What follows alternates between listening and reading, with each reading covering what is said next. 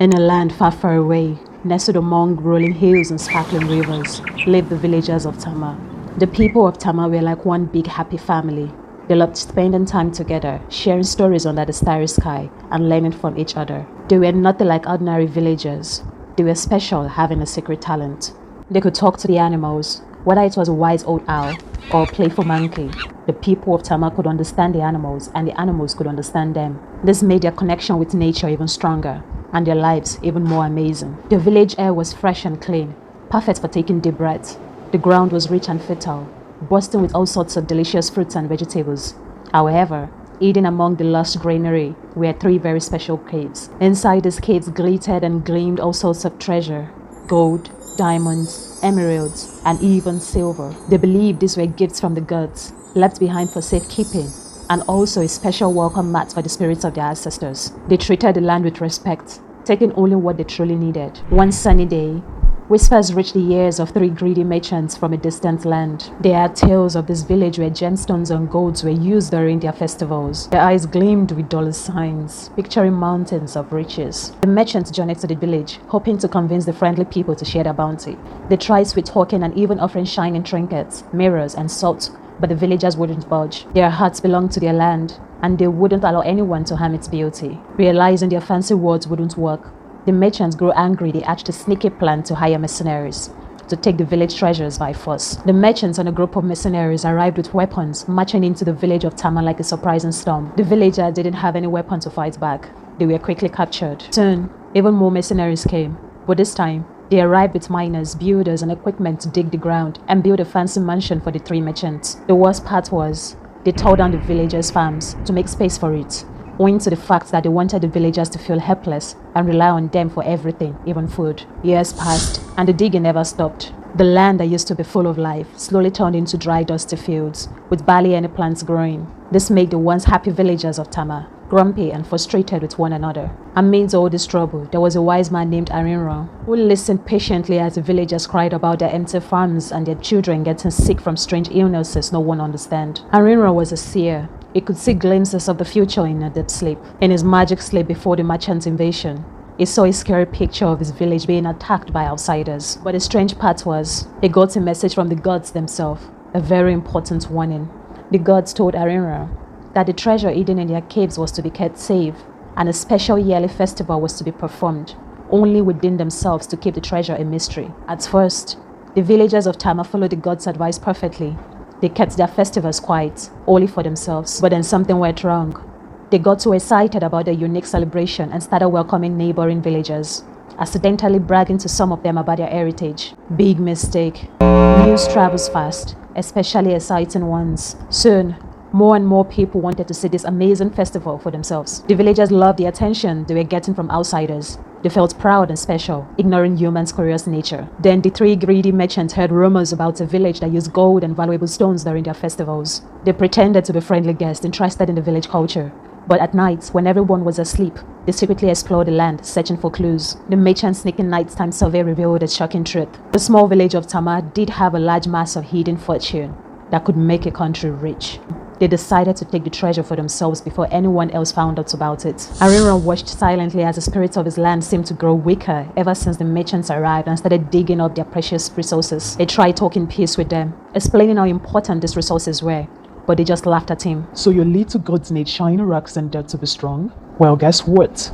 We are the new powerful ones around here now. They roared with laughter and then kicked Arinra out of their camp. The insult stung, but not as much as seeing some of his villagers forced to work for these invaders on their hands and knees. I have to teach these outsiders a lesson. They have no idea what they're messing with. Arinra clenched his fists. Determined, Arinra hurried towards the village sacred cave, a place the merchant hasn't dared touch. This cave was special. It was a tomb and the resting place for their ancestors, a place of respect and peace. It wasn't normally used for anything else, but these weren't normal times. He fell to his knees in the cave and poured his heart out. He begged his ancestors for their help, for their wisdom on how to drive out the invaders. After a long time of pleading, exhaustion finally overcame him. He drifted off to sleep. When he woke up, a strange feeling of hope filled him. It felt like his pleas has been heard. Arinra ventured deep into the heart of the cave and carefully picked a few black flowers, making sure their inky black liquid, which could be poisonous, didn't touch his skin. With his pockets full of the strange blooms, he hurried back home. Quietly, Ariran went from house to house asking the villagers if they had any sick children. He explained that he might have a way to help them, but wasn't certain everyone would get better. And there was one more thing. Those who recovered from my treatment would have a special role to play in the village. The villagers were worried and confused. This was a strange plan, but their children were sick and they were running out of options. With heavy hearts, they agreed. As sun set, they carried their weak and favorite children to Ariran home. Ariran took a deep breath. This was a big moment. He carefully crushed the black flowers, releasing their strange scent. Mixing the crushed petals with some clear water he brought from the cave, creating a black mysterious potion. The children, unsure of what was in the cup, bravely gulped it down. Even his daughter, who looked pale and weak, had to drink a cup of the strange mixture. A wave of dizziness washed over them, and one by one they drifted off to sleep. A long deep sleep that lasted for days. 5 whole sunsets passed, and 5 out of the 13 children finally woke up. Ari returned to them. Congratulations, and welcome back to the land of the living. You've been chosen by the gods for a very special mission. It won't be easy, but it is very important. To get you ready, every evening from now on, you will get a cup of the special tea before training to make you strong. Arira explained to the 5. At first, the tea felt a little strange, but soon they got used to it and didn't feel weak after drinking it. Every evening after the tea, they learned amazing things like how to use herbs and defend themselves. Years flew by, and the children grew into brave warriors. Their bodies were amazing and strange. Any liquid they sweat or cried turned out to be poisonous as a defense mechanism. The seer Arira was so proud.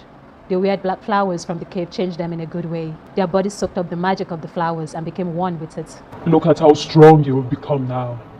It's time to use your powers to help our village. Remember that special tea? It made your body strong, but it also made any liquid you produce dangerous. This is how we will win. You will pretend to be a villager in trouble and sneak into their camps. They seem to have a weakness for females. So Diola and Kala, you will be our amazing cooks and helpers. Deji, Azan, and Atu, you will be our strong workers who would go into their mines. Once you are all inside, you will know what to do.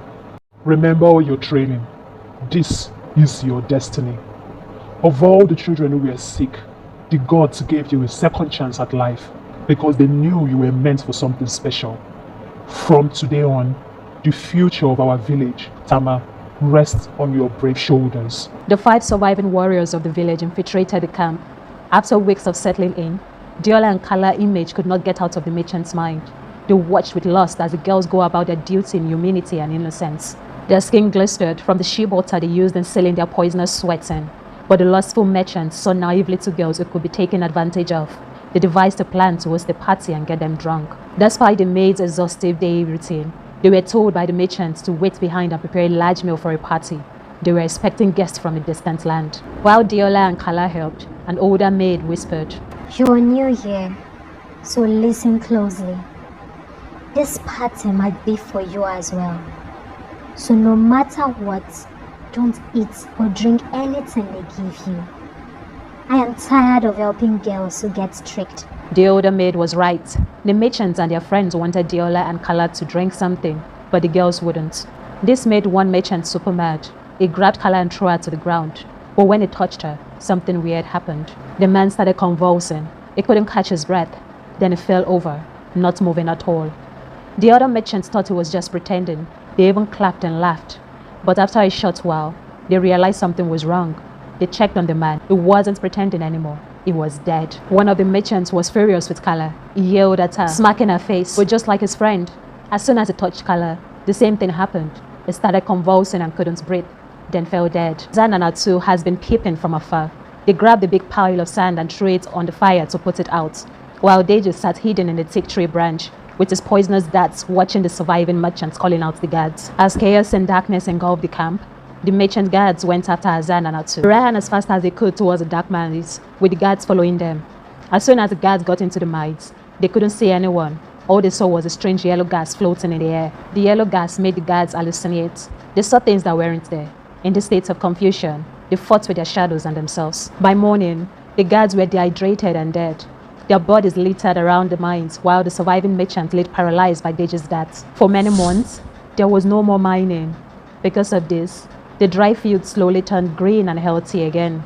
The water became clean and safe for drinking. Ariran rested in his bed while the 5 Tama warriors watched him. He finally breaks the silence with a heavy heart. We cannot have peace anymore. Our blessings from the gods have become a curse due to our pride. Outsiders now know about our village treasures. Get ready. More strangers will come back soon. Keep training to guide and defend the village. I will be waiting on the other side to usher in the new chosen ones. Arinrod took his last breath. The 5 warriors of Tama barely held back tears. They now had one important job: to keep doing the special ritual to protect their village and their heritage from greedy invaders who might try to take it away.